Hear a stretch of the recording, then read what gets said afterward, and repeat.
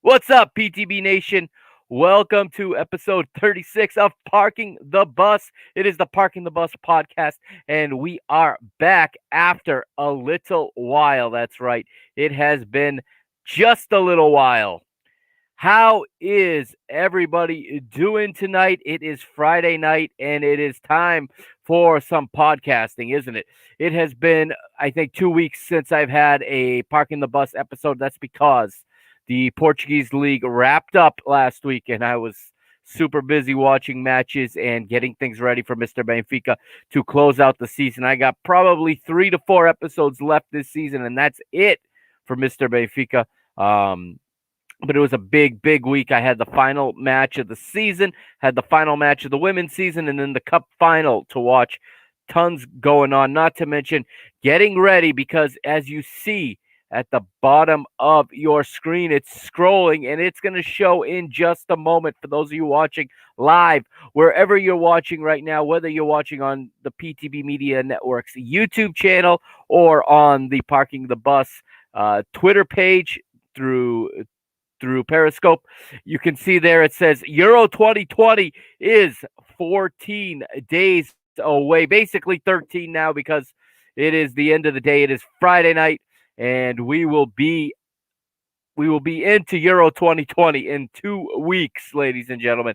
I cannot wait, and I announced it on a previous episode of Mr. Benfica that Euro 2020 every night, 8 p.m. right here on the PTB Media Network, wherever you're listening or watching right now.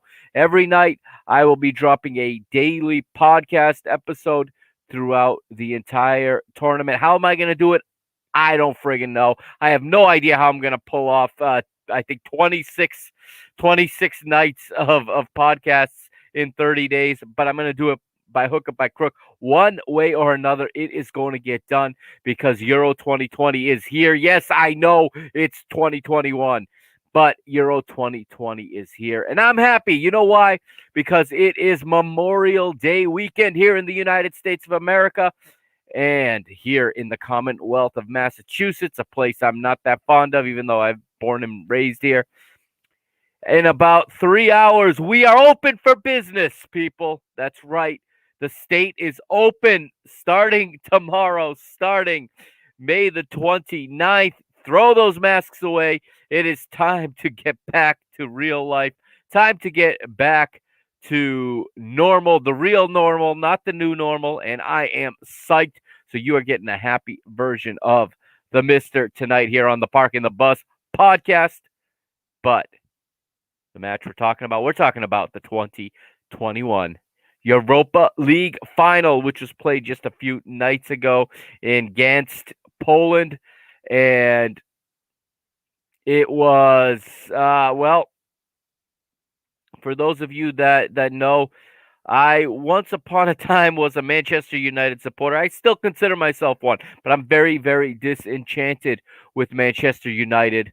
And this match just basically proved all of my criticisms, all of my doubt about that team. I've been saying it. They got lucky. They made their way to the final. They had a couple key players carry them, but I said they are not contenders. They are pretenders. That's right. Manchester United are pretenders. And this match proved it because Villarreal, the 7th placed Spanish side, went into Gdansk and beat Manchester United. Yes, it was on penalties, but when you score all 11 penalties, when all 11 players on the pitch score, you deserve to win the shootout. We got a lot to talk about. Okay, and actually for the branding of the show, for the branding of the Park and the Bus, when you look at the cover, I mean, it is beautiful. Take a look at this. If you're watching live, look at this on your screen. Those colors just go beautifully with the Park and the Bus colors. Villarreal's yellow, the yellow submarine. All right. La Máquina Amarilla.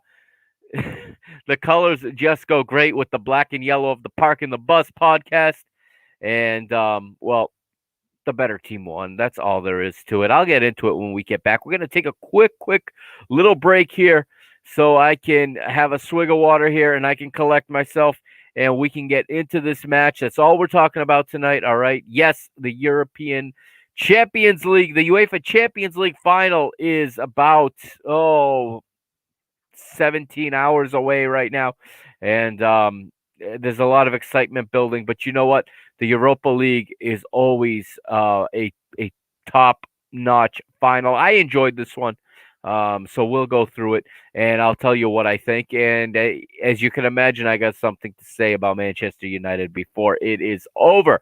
All right, I'm going to take a quick swig. While you're doing that, go ahead and follow this show wherever you're watching, especially if you're on YouTube. See right there where it says subscribe. Hit the subscribe button, hit the little bell next to it so that you get alerted whenever I go live, because we're going to be doing it a lot in the next 30 to 40 days, my people. We're going to be doing it a lot, PTB Nation, because Euro 2020 is coming. Plus, Brasileirão kicks off tomorrow, which means Sunday night there will be a round one Brasileirão review show. All right. Copa Libertadores has wrapped up the group stage. I haven't been you haven't heard from me for a couple of weeks, so I got 2 rounds worth of matches to catch everybody up on. We'll review the whole group stage. That's coming this weekend too. It's Memorial Day weekend, and I'm going to have a load of content coming out because I've got all day for Monday to also record content for you guys. All right.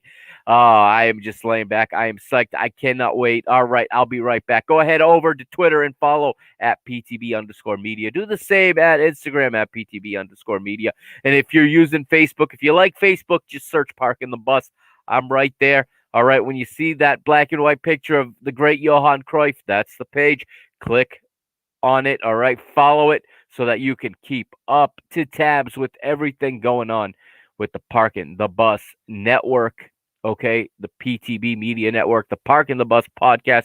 There is a ton going on now. We're getting into it, and I can't wait. We'll be right back.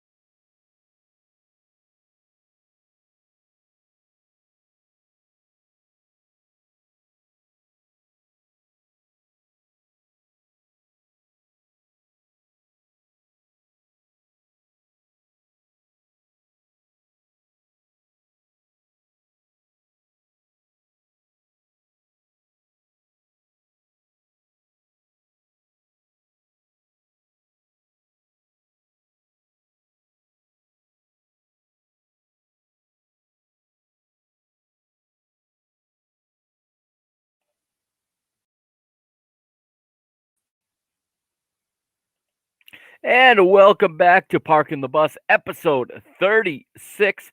We're talking about the UEFA Europa League. So let's go to the sofa score now and take a look at what we have for lineups in this one. And it is going to be, as we said, Manchester United taking on Villarreal. And here is Villarreal's starting 11 in this one. Rulli in goal, Geronimo Rulli, the Argentine goalkeeper, who was a huge factor in this one. You have the right back, Juan Foyth, the center back pairing of Raul Albiol, the captain, and Pau Torres, who is, interestingly enough, a target for Manchester United this offseason. Their left back is Alfonso Pedraza. In midfield, four in midfield, starting on the right, Jeremy Pino, Etienne Capuy, Dani Parejo, and Manu Trigueros, with two twin strikers, Gerard Moreno and Carlos Baca, two very good strikers. For Manchester United, here is Ole Gunnar's lineup that he sent out. David De Gea, the Spain international, in goal. Aaron Wan-Bissaka is the right back. Eric Abayi and Victor Lindelof, the center back pairing with Luke Shaw, getting the nod at left back as is usual. In midfield, a double pivot of Paul Pogba and Scott McTominay, with three attacking midfielders in front of him. Mason Greenwood to the right, Bruno Fernandes in the center, and Marcus Rashford to the left, and they're playing behind the striker Edison Cavani. Now, moving ahead here, and we will go down the minute by minute as I'll review it here. And those lineups were brought to you by SofaScore.com. I'm going to take the ticker from FOTMob.com, and this is a good time to tell you, if you're interested, there is a Euro 2020 Pick'em League I have started, a PTB Media League, okay? The link is in the show notes. I will tweet out the link as well. Go ahead, play against me and against the rest of PTB Nation and try to pick the winners of Euro 2020. All right, that is now up. You can now register. Registration is open. All you got to do is click on the link. It's in my Twitter. I'm going to share it on a whole bunch of social media, but it's in the show notes right now. Just go ahead and click on it and pick your winners, and let's see who comes out with the best record at the end of Euro 2020. Okay, now that we've gone through the lineups, let's begin. And it was I think there was a 33% capacity allowed into this stadium, and see if FOTMob gives me that information or not. Looking at it, it looks like, yes, there was an attendance of 9,412 at the Stadion Energia Gdansk in Gdansk, Poland. Clement Turpin is the referee. He is from France, okay? And the match kicks off here, and it is underway. And some of the background, I should say, before we get into that, Villarreal have made one change to their side that was beaten by Real Madrid last weekend. And let me tell you, that's another episode coming very, very soon, as a recap of the Euro Leagues, the final day, especially in Spain and in France.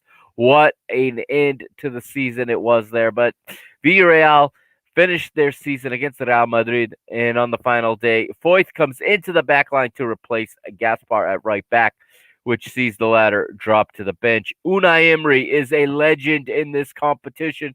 He's going for yet another triumph, and he goes bold, and he starts with two strikers in the final third. Of course, that's Baca and Gerard, as we said. For Manchester United, they're without their skipper, Harry Maguire, and he's obviously replaced in the lineup, and he was not sufficiently recovered from an ankle problem.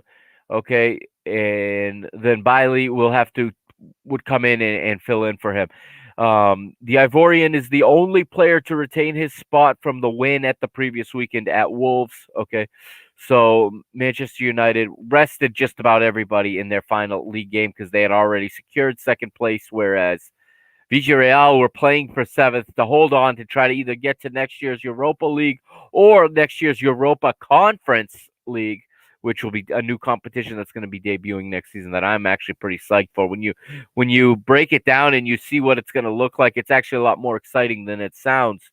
De Gea gets the start ahead of Henderson between the posts. Henderson, usually the cup goalkeeper, but Ole's going with De Gea here.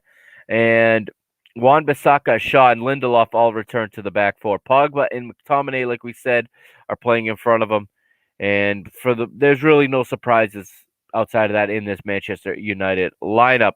Villarreal are playing in their first major European final for the first time in history, and they become the 11th different Spanish side to play in the final of this competition. I'm sorry, to play in a European final. And the previous two Spanish sides to reach major European finals, of course, in their oh, I'm sorry, the previous two Spanish sides to reach their first major final also faced English opponents, and that was Alaves losing 4-5 to Liverpool in the 2001 UEFA Cup, and Sevilla beating Middlesbrough 4-0 in the 2005-2006 UEFA Cup. The UEFA Cup, of course, is the precursor to this Europa League. It's the same trophy. It's been around since the 70s. It used to be the Interfair Cities Cup. So this competition has a lot of history. It's had a couple of names, a couple of formats, but it's been around a long time. And United get out on the front foot in this one, and they start to they go with the high press early against this Spanish outfit. In the 5th minute, Luke Shaw with space down the left flank. He fires a low cross into the middle. Cavani makes a run towards the near post, but Albiol tracks him and clears the ball away from danger. A few minutes later, it's Rashford with the opportunity, and he surges into the box down the left inside channel before he offloads for Scott McTominay on the edge of the box, and the Scot takes a touch before launching towards goal, but he places his effort wide of the left post. We move ahead then, and we go to the 18th, and it is Gerrard showing his commitment to the cause without Foyth at fullback. He slots into the role and is able to fend off Cavani with a strong challenge. Wan-Bissaka goes close in the 20th. Wan-Bissaka clears one in the 20th. It's close as he clears it into the path of Luke Shaw in the left inside channel, and the England man lines up a drive towards the back post, but it evades the target, and it evades every red shirt in the box. Man United unable to get ahead. In the 23rd, it's Pogba as he fails to clear his lines in the box and actually loses the ball, and it is Baca who collects it in the left inside channel. He works the cross into the box with a Rabona, but Torres can only head the ball over the bar on the delivery. All right, let's keep skipping ahead here and move a little bit further down.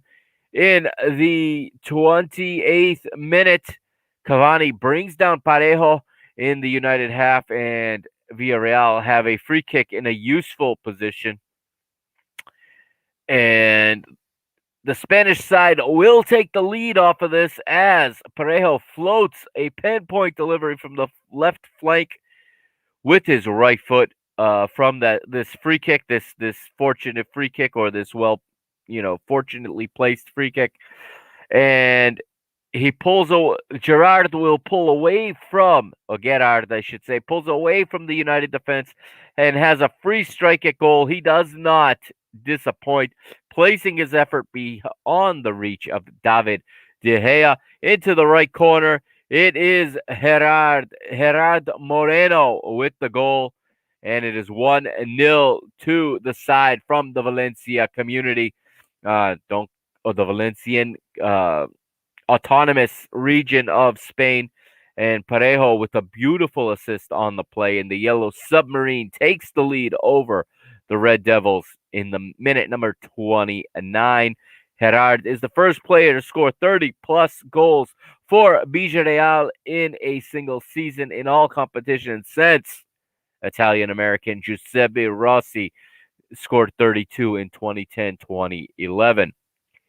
And McTominay has a run down the flank in the 36th. He tries to get the better of Parejo, only to send his cross over the bar for a goal kick. United build down the left flank as Greenwood sends Rashford into space. The forward goes in for a cross, but his delivery repelled with ease by, you guessed it, Parejo. Let's move on, and we're going to go to halftime now with Villarreal leading 1-0. Villarreal hold a 1-0 lead over Manchester United at the break as it was a few chances, but the Spanish side took one clear-cut opening, and Gerard Moreno stared home a free kick from Denny Parejo from close range. Ole Gunnar Solskjaer and his team have been lackluster thus far, Surprise, surprise. I've said they are lackluster all season. Do not let second place in the Premier League fool you. Do not let their run into this Europa League final fool you. Villarreal are 45 minutes now away from their first major European trophy and a place in the Champions League. So they're 45 minutes away from going from the Europa Conference League and leapfrogging the entire Europa League into the Champions League. That's like a team in the third division skipping the second division and being promoted to the first division. But that is the magic of automatic qualification. And this is exactly why everyone is against the Super League. This kind of story becomes impossible in the Super League. People love this. The romanticism, the storytelling, the fairy tale that is Villarreal comes true in this match, all right, but it's not without struggle, not without suffering, as Manchester United will come out and look to get a equalizer. Greenwood attempts to latch onto a ball over the top from Bruno Fernandes, and he goes down amid pressure from Pedraza. It looks like it's going to be a penalty. The referee waves it off, but as 2 minutes will run off the clock, the ball finally goes out of play. The French referee, will then finally hold up play for a moment, put his finger to his ear, listen to the VAR official, and VAR confirms the call on the field. No penalty to Manchester United. Red Devils are discouraged and upset with that ruling, but the video did not lie. And then, unlike in some countries in this Europa League final, VAR did its job and it was efficient. And if VAR were like this all the time, there wouldn't be so much pushback on VAR. 54th minute, it's a yellow card to Etienne Capuis as he pulls back Bruno in the Villarreal half and he goes into the books. Now, Bruno Fernandes is going to be the subject of a lot of criticism in this match. He did not show up. The man's face is on the milk carton today in the UK saying, "Have you seen this man?" Because he was nowhere to be found in this match. And, the English press are critical of him in this one, saying that he spent more time rolling on the ground and in the referee's ear. Well, I've been watching Bruno Fernandes for 4 or 5 years, and he's always been in the referee's ear. He is the most talkative player I have ever seen when it comes to talking to referees. He literally wants every call. He literally is trying to sheriff the match. And when he's not playing well, that aspect of his game, that flaw in his game gets completely exaggerated and it gets amped up to 100, and that's what happened here. But in minute 55, we get one against the run of play. Edinson Cavani equalizes with a close range strike. It comes from basically nothing. The ball's whipped into the area, and it actually comes off of the set piece from the foul that Fernandes suffered from Etienne Capuis, and it's whipped in here, and it'll say that the Uruguayan reacts first to a deflection in the box and fires past the Argentinian Rulli. Villarreal failed to clear their lines, and from a corner, it was actually not off the free kick. It was off a corner, and Rashford's drive from 20 yards is deflected into the path of the forward by the boot of Scott McTominay. Cavani holds his composure as everyone around him kind of freezes, and he slides it past Rulli. Game on, 1-1. McTominay picks up a assist by diverting a strike from Rashford, and it goes right into the path of Cavani. And substitutions start out first. It is Unai Emery as he pulls Carlos Bacca and sends on Francis Coquelin in the 60th minute to shore up his midfield. And you get the two teams canceling each other out a lot. This becomes somewhat of a tactical matchup, and I'm sorry, I think anyone in a tactics battle is going to take Unai Emery over Ole Gunnar Solskjaer. I hate to say this, but it's been all over the press. It's on ESPN. It's on the BBC. Ole is not up to the task of managing Manchester United. He just does not have the pedigree. He's been a manager for 10 years, going back to Brøndby in Norway, or in Molde. Sorry, he came from Molde in Norway. But regardless, he comes to Manchester United underqualified. Okay, he's hired for the simple reason that he was once a great Manchester United player, and he's best known for his appearances as a substitute. Now, I'm not going to knock him as a player. The the guy was great, okay, but that does not make you a great manager. He's also there because he is a great shield for the Glazers. Because if you haven't noticed, Manchester United supporters are pissed right now.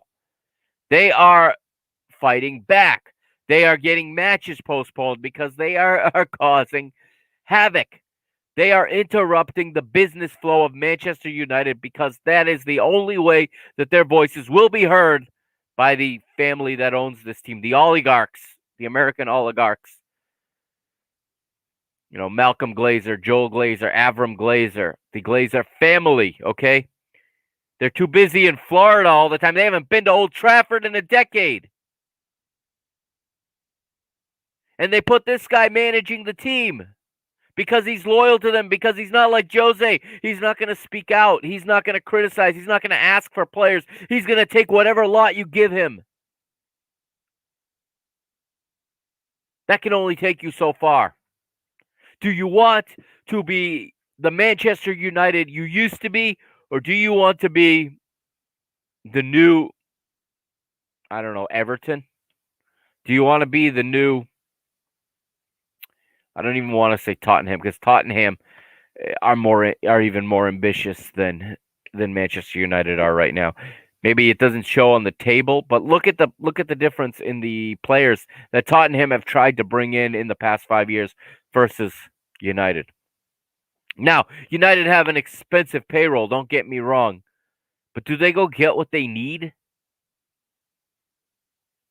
And does Ole speak up and say he needs this and he needs that? Sure, they landed Cavani this offseason. Sure, they got Paul Pogba. That was the biggest mistake Jose Mourinho ever committed, was bringing Paul Pogba into this team. No question about that, because that was the cancer that killed Jose's Manchester United. He won this competition, remember. What Ole couldn't do on Wednesday night, Jose did when he was manager of Manchester United. He won the League Cup, he won the Community Shield, and he won the Europa League. You all laughed at it when he called it a treble. He came in second with about 10 more points than Ole came in with this year. Y'all laughed at it. Now who's laughing? You just lost the Europa League to the 7th place team in Spain. I digress. Moving forward, we got a substitution in the 77th. All right, it's Unai Emery making a couple more tactical substitutions. On comes Paco Alcácer. He replaces Jeremy Pino, and Moy Gomez replaces Manuel Trigueros. Ole does nothing. Ole sits there not knowing what to do. Yellow card goes to Eric Bailly in the 82nd minute for a foul on Juan Forth, who also gets a yellow card in the same play, as the two have an exchange there.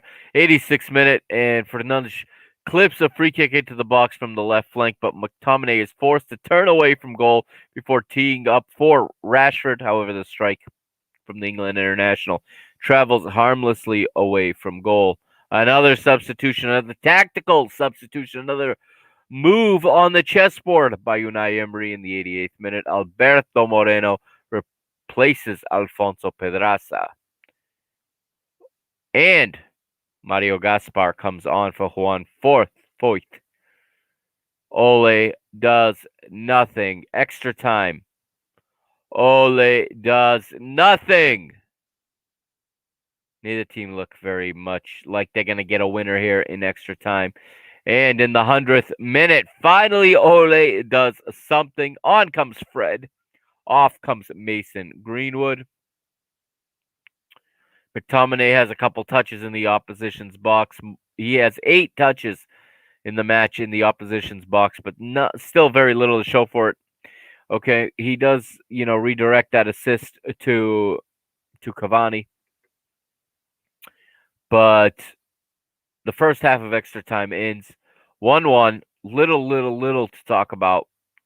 Moving forward, and Ole finally makes a intelligent switch, but not before Cavani sees a yellow card in the 113th minute for protest to the referee. McTominay's down, clutching his face after an off-the-ball incident. United were furious. Villarreal were allowed to play on while the Scot was on the deck. And here comes Ole's big move.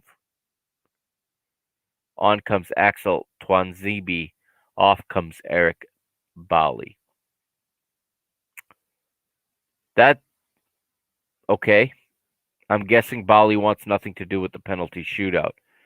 You know who else wants nothing to do with the penalty shootout? One of your most expensive players in the team. France International World Cup champion. One of the best players at the 2018 World Cup. My, how it's gone all downhill since joining United. Paul Pogba comes out of the match with 5 minutes to play in extra time. You are supposed to be a superstar. You can't take a penalty? On comes Daniel James. And we go to penalties. So we do get another substitution in the 120th plus 3, in which the announcer on CBS here in the United States on Paramount Plus network kind of, uneducatedly claims he doesn't understand this substitution this late. On comes Alex Telles for Manchester United. Off comes Scott McTominay. And he goes, well, unless Alex Telles has some sort of, I'm not going to fake an accent, unless he has some sort of penalty kick expertise I'm not aware of, this makes no sense. Guess what? For several seasons, he was FC Porto's penalty kick specialist. Yes, he is a specialist at taking penalties. Unai Emery also sends on a penalty shooter. On comes Daniel Raba. Off comes Etienne Capoue. All right, let's go to the shootout then. Here we go. The most exciting thing in sports. Nothing in sports compares to a penalty shootout. As a neutral, they're fun. When your team's in it, it's absolute agony. But winning in a shootout is the greatest thing ever, and losing is the worst thing ever. So, in my playing career, I was involved in two penalty shootouts. We lost them both. Okay, but I converted my penalty kick in both. In coaching, I was involved in 4. We won 2, lost 2. So, I've been down this road a little bit before. So, before the shootout begins, CBS is having a conversation, okay? And the best studio host in all of football and all of television, at least in the English language, it is on CBS, and it is Kate Abdo, no question about it. And she's got Peter Schmeichel. She's talking to him. And Peter Schmeichel is asked about these penalty shootouts, and he says he's the type of remember, Peter Schmeichel is a Manchester United great in goal, and he says he's the type of goalkeeper that did not like to know anything about what the other team's shooters were going to do.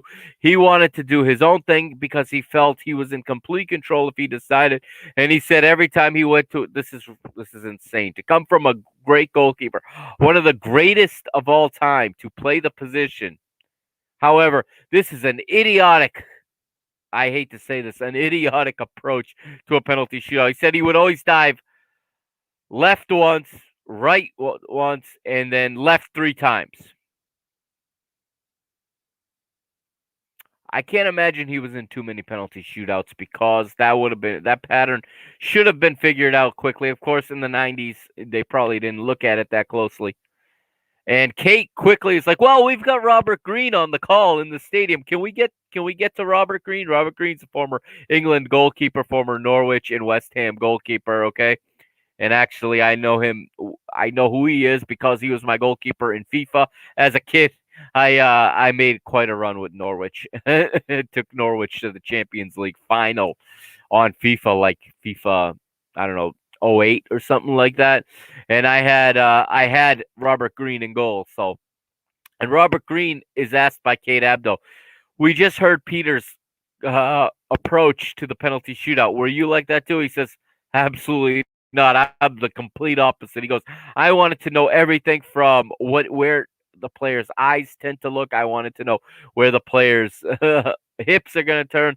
I wanted to know how many times he goes right, how many times he goes left, high, low, everything." So two completely different approaches. Well, again, I've told goalkeepers in the past, okay?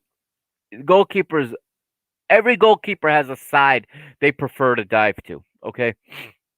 And I've told my goalkeepers, you don't want to give that away because a smart team is going to start shooting to the other side.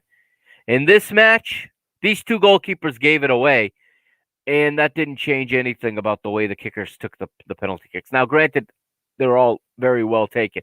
However, it'll come into play late in the shootout. I also told goalkeepers always, once you get past the first five, okay, every shooter that comes on is less comfortable than the one before. So the less comfortable the shooter is, I always advise goalkeepers to kind of stop guessing and start reacting because they're not comfortable. They're not going to be tricky. They're not going to be able to hide where they're going as well. They're probably just going to run up to it and put their laces through it. A lot of times that's going to go straight down the middle or within your grasp. Um, these goalkeepers didn't stay home once. There were 22 penalty kicks in this shootout. Not once did the goalkeeper guess middle. Had either of them done that, this shootout would have ended a lot sooner. Up first, it is Gerard Moreno as Villarreal are going to shoot first. And he sends De Gea the wrong way. I am going to say that a lot in the rest of this lead up, in the rest of this build to the final shot. De Gea guesses wrong, and Villarreal are up 1-0. Juan Mata responds for United as he goes top left corner. It's 1-1. Daniel Raba, who has just subbed on in the 120th plus 3, holds his nerve, placing his effort down the middle. Where'd he go? Goes down the middle. De Gea dives to the same side he dove to on the first shot. 2-1 Villarreal. Alex Telsch steps up. Brilliant. Absolutely brilliant. Blistering. Penalty kick. Left-footed penalty kick into the bottom left corner. Not a goalkeeper on planet Earth was going to save that. 2-2. Next, it's Paco Alcacer. And Alcacer just beats the hand of De Gea with the low strike. This is the one that De Gea let get away. He guessed right on this one, and he went to the same side he went to on the first two. Got a hand to it, but couldn't keep it out. 3-2 Villarreal. Bruno Fernandes steps up. He is the specialist. He takes all of the penalty kicks for United, and he maintains the rate of success. No hop though on this one. He abandons the hop, and he just calmly slots it away. He sees it go into the bottom left corner. 3-3 now. Alberto Moreno next, and then Marcus Rashford 4-4. Come to the fifth shooters. Up first, it's Daniel Parejo. Parejo holds his nerve with a fine strike away from De Gea, and now United have to score on their fifth shot. It is none other, of course, than Edison Cavani, And Cavani has to score for United and does not disappoint. He sends Rulli the wrong way with a firm effort into the left side of the net. 5-5. You very rarely get 5-5 in any shootout. So we're already like at a high success rate for conversion here. Moy Gomez makes it 6-5. Fred makes it 6-6. I'll be all 7-6. Daniel James sends Rulli the wrong way. 7-7. Round 8, it's Coquelin, and he produces a fine strike, firing his effort high into the roof of the net. It's 8-7 Villarreal. Luke Shaw holds his nerve. He was the most nervous looking out of all. Okay, out of 21 of the 22 shooters. He comes in second. He steps forward in the ball, squirms past Rulli, who should have made the stop. He guessed right again on this one. But what happens was he actually overdove the shot as it was not hit that well by Luke Shaw, who had a fantastic match, by the way. Luke Shaw was one of United's best players in this one. But what happened was Rulli actually dove past it. So instead of the ball hitting his hand, it hit him on the forearm and just rolled over his forearm and into the goal. 8-8. Mario Gaspar is next. Makes it 9-8. Alex Tuanzebe, the substitute, he makes it 9-9. Pau Torres makes it 10-9. De Gea guesses wrong. De Gea guesses wrong. De Gea guesses wrong. Victor Lindelof makes it 10-10. And we're down to the goalkeepers. Geronimo Rulli steps up and just smashes this thing. And this is what you do if you're not familiar with taking penalties. You don't try to be cute. You don't try to pass it into the goal. I know a lot of coaches tell you to pass it into the goal. At this level, you can't pass it into the goal. These goalkeepers' wingspan, they can almost touch the posts from the center of the goal. They really only take half a movement one side or the other. They're going to save it if you try to pass it into the goal unless they guess wrong. Rulli steps up, puts his laces through it, and De Gea guesses wrong. And it's 11-10, and De Gea will step up. Now, you can see in his face he wants nothing to do with this. Here's my real problem with De Gea on this one. I know he's a goalkeeper, okay? Not only has he just so his last 40 penalty kicks that he has faced, he's yet to save one. So he has allowed a goal now on 40 consecutive penalty kicks. He is a goalie. He's a goalkeeper. Remember what I told you about when players are not comfortable. Remember where I said every goalie has a side they like to dive to more than the other. Just take Peter Schmeichel's example in the beginning of the segment. The last 6 penalties, Rulli dove to his left, to the shooter's right. You're a goalkeeper. Do you not know that it's uncomfortable to dive to your weaker side? Do you not want to force that goalkeeper, if he's going to save your shot, to dive to his weaker side? Maybe you're not comfortable shooting across your body, or you think you're going to give it away. If you can't do that, just put your laces through it and smash it and hope for the best. You'd have done better. No, he does not try to make. I mean, if he had, I think Rulli was going to dive to his left no matter what. I think he had made his mind up before before the shot was even taken. If he had shot to Rulli's right, it's a goal. It's 11-11. We go all the way back to the first shooters. But he shot to the exact location Rulli had dove to for the previous 6 penalty kicks. Rulli comes up with the save. He is the hero. Villarreal win the cup. They win the Europa League. And the 9,000, the majority, well, not the majority, but half of the 9,000 fans in attendance are crying tears of joy for that small club in the small city. 50,000 inhabitants in Villarreal. And they are proud tonight. Let me tell you, it's been 3 days. Or 2 nights. They are still partying it up on the Mediterranean coast in Spain or slightly inland. They're about an hour from the city of Valencia.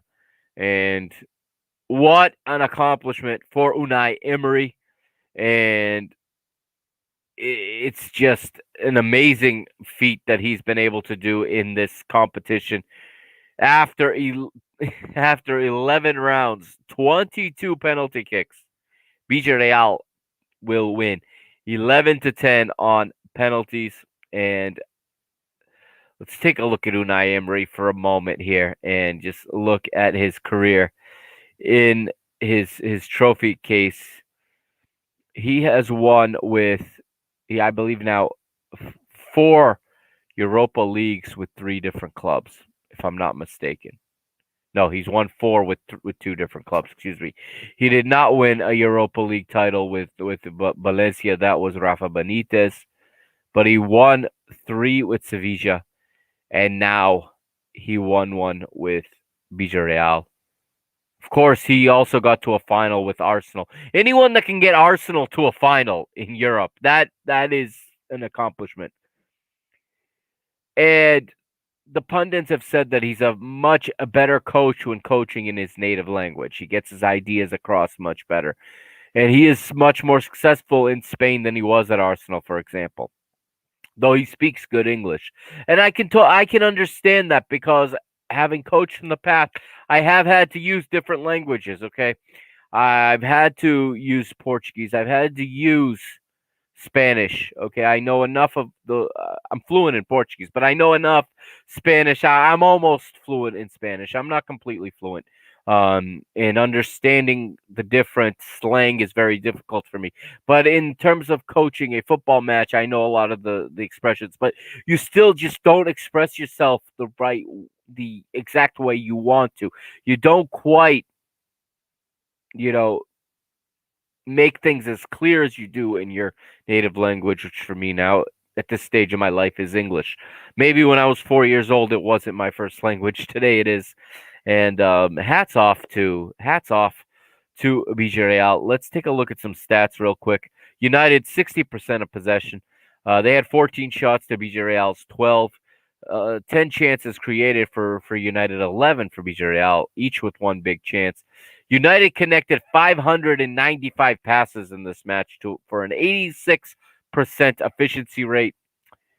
Y'all know what I think about possession and pass efficiency and accurate passes. It's not that it's not important, it's that it's easy to manipulate. It's easy to skew those numbers when you're making lateral passes side to side without any pressure. United committed more fouls, 15-10. Uh, Villarreal were not even offside in this match. Villarreal much more tactical though, and much more prudent, much more efficient. Okay, and in the end, so here's how the passes break down in this one. Okay, Manchester United made 232 passes in their own half, 363 in the opposition's half. They attempted 692 passes in this match. Manchester United touched the ball 944 times. However, Villarreal win the duels battle 72-63. That is a lot of battling. This is that is a physical football match. When you have that many duels, that is 72 plus 63. You're looking at about 130. I want to 136, 135 physical battles, duels. United attempted more dribbles, but made a very low percentage of them. Villarreal got stuck in more. They okay, so Villarreal attempted 31 tackles and they succeeded 16 tackles. United only succeeded on 9 tackles. So you can see who put in more work in this match, and you can see who played pass, who played keep away, who played possession. And that is why the trophy tonight is resting in Spain and not at Old Trafford in the museum.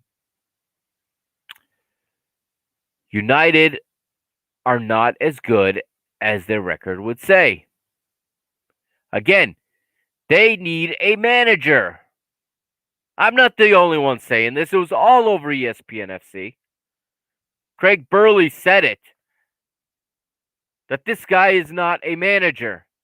He made no adjustments in this match. He took a tactical lesson from Unai Emery.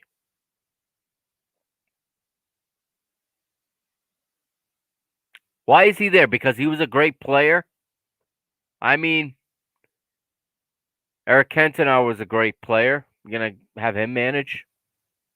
David Beckham was a great player. And here's what Craig Burley said that I agree with, and I'm going to share with you. Biggest part of the problem and why he gets a free pass, and I'm talking about Ole Gunnar Solskjaer, is because a bunch of his mates, his former teammates, Phil Neville, Rio Ferdinand, Michael Owen, Owen Hargreaves, Peter Schmeichel, we already mentioned him,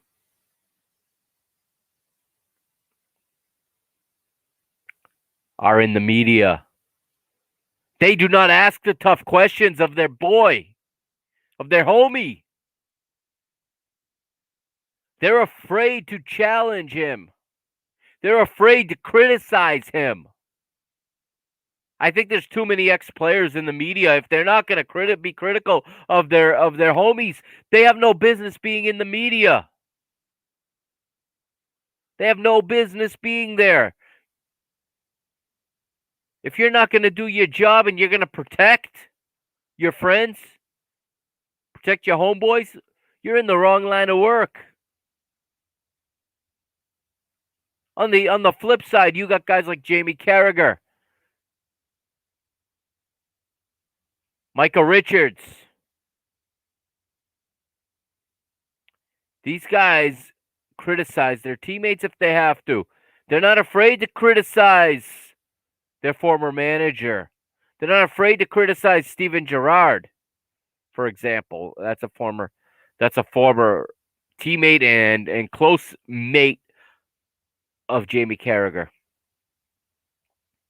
Roberto Martinez, when he's analyzing matches, is not afraid to criticize Romelu Lukaku, his own player whom he manages in his national team. He's not afraid to call out Eden Hazard when he's lazy. But Ole Gunnar gets a free pass because his boys are in the media and because the fans remember him romantically. I said from day one he was not the man for this club. I used to eat, breathe, and sleep Manchester United, okay? For years, I didn't have access to Benfica matches. They were very hard to come by, and I had Manchester United. I used to wake up at 7 o'clock in the morning on a Saturday to watch them play in an FA Cup against, Yeovil Town or something like that. I drove hours and hours and hours to go to Manchester United matches across this country, across the United States when they would tour here. I have a hard time liking this team.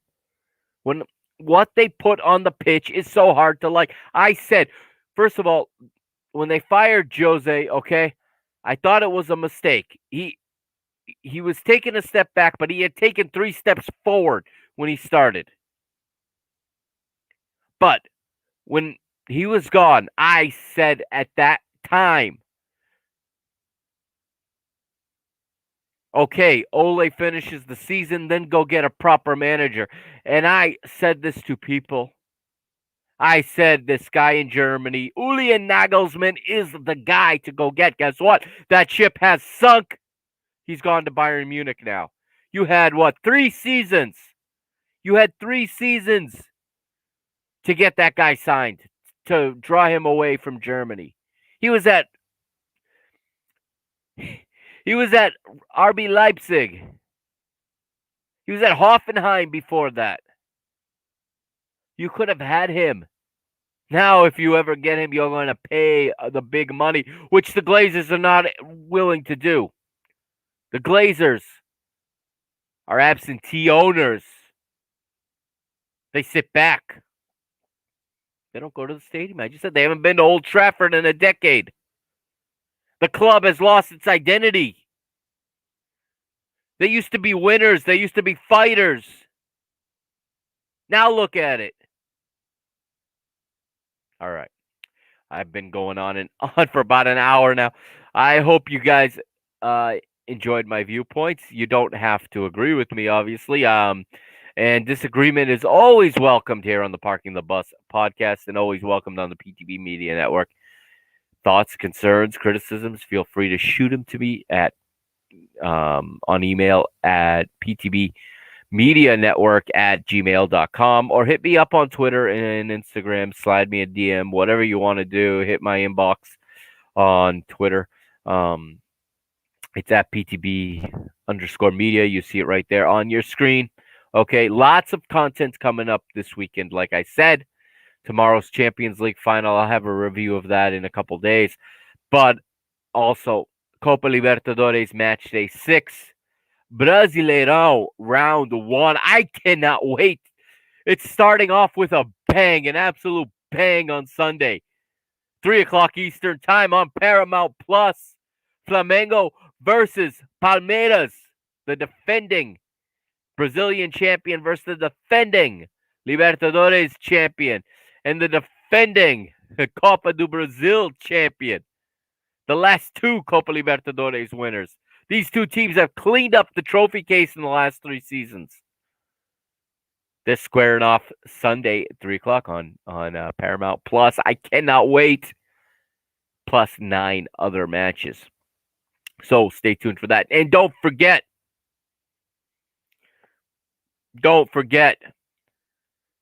Sunday night, while I'm probably on the air, or I should say while I'm live streaming, down in Mexico, leg number 2 of the Liga MX, Guardianes 2021, Clausura Championship, Cruz Azul and Santos Laguna.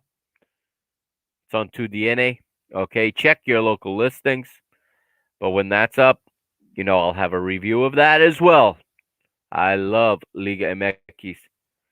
And we got to get back on track with Major League Soccer here, too, on the Parking the Bus podcast. So much to cover. And like you already know, we're 14 days away from Euro 2020. If you want to join me on the Parking the Bus podcast, hit me up, Twitter, Instagram, email, however you want to do it. All right.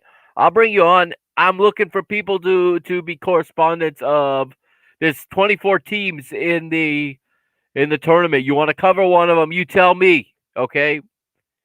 First come, first serve. I'd love to have co-hosts and guests on here. All right. Every night there's a match, 8 p.m. Eastern time, right where you're watching right now. So make sure you hit that subscribe button and hit that bell next to it so that you get alerted when we go live. We get started on June the 11th. It's going to be a wild ride. And make sure you go over to my Twitter, all right, and click on the link. Again, it's also in the show notes. And play against me and pick them, all right? Let's see who can pick more winners. And it'll be a fun month, no doubt about it. All right, everybody. That's going to do it for this episode 36. It's been a while. Happy to be back talking about different stuff. Again, lots coming up this weekend. I got a Mr. Benfica episode I'm going to be recording tomorrow. Another one Sunday because I got a guest coming on Sunday. It is going to be fire. We're going to talk about so many different things involving Benfica. All right. We're going to talk about financials. We're going to talk about the problems with the presidency at the club. You think Barcelona are in turmoil. Maybe we don't owe as much money as they do, but man, are we a mess right now. Absolute dumpster fire. We're going to talk about how poorly the squad was built. We're going to talk about JJ as a failure this season. We're going to talk about loan players being sent out to fail at teams they should not have been loaned to. Oh man, it could be overwhelmingly negative, but I don't think so. We're both quite pleasant guys, myself and my guests, and it's going to be fun to bring it to you. So make sure you follow me, follow that Twitter page as well at Benfica Mister so you can get that. All right, I'm out of here. It's getting late. I'm going to sleep. I have to be at work at 5 in the morning, and it's almost 10 p.m. All right, enjoy, everybody. Happy Memorial Day to all those. Thank you to those who made the ultimate sacrifice so that I can live in this free country, in this greatest country on earth that is the United States of America. And I am forever grateful for those that make that sacrifice. So please keep that in mind while you're cooking out this weekend, while you're watching the Champions League, while you're watching the Brasileirão or watching the Argentine Primera, whether you're watching Liga MX or if you're watching baseball, okay? That's all good. All right, just remember there's those who don't get to do that, okay? Those who paid that ultimate price so that you and I can do what we do every day. God bless everybody. Have a great weekend, and you'll hear from me very soon. This is the Mr. Mike Agustinu signing off. Peace.